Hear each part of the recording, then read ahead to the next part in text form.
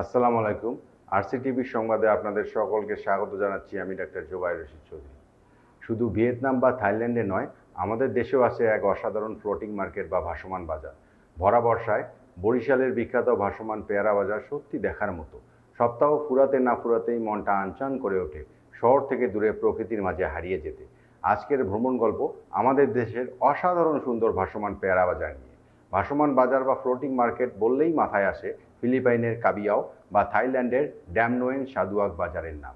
কিন্তু সারি সারি নৌকা সজ্জিত আমাদের বরিশালের ভাসমান বাজারের সুনাম ছড়িয়ে পড়েছে বিশ্বব্যাপী। এশিয়া মহাদেশের বৃহত্তম এই পেয়ারা বাজার গড়ে উঠেছে ঝালকাঠি, বরিশাল ও পিরোজপুর এই ৩ জেলার সীমান্তে। ২০০ বছরের বেশি সময় ধরে ভাসমান পেয়ারা বাজার বসে এখানে। ঝালকাঠি ও পিরোজপুর সীমারেখায় অবস্থিত ছোট্ট গ্রামের নাম ভীমরুলি। আটঘর ও কুড়িয়ানায় রয়েছে স্বরূপকাঠি পেয়ারা বাজার। কীর্তিপাশা খালের পাশেই এর অবস্থান।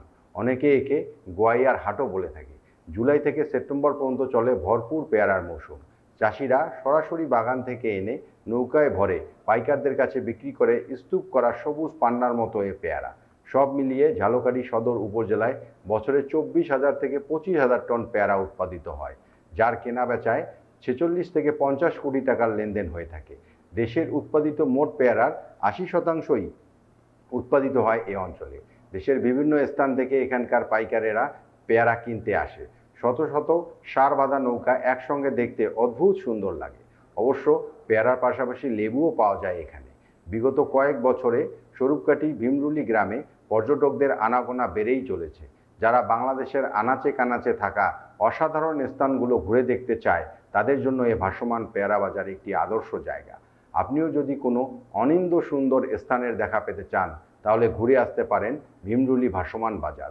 লঞ্চ যাত্রার জন্য ঢাকা সদরঘাট থেকে রাত ৮টায় সুরভি ৯ লঞ্চে গেলে বিকাল ৩টার মধ্যেই পৌঁছে যাবেন বরিশালে।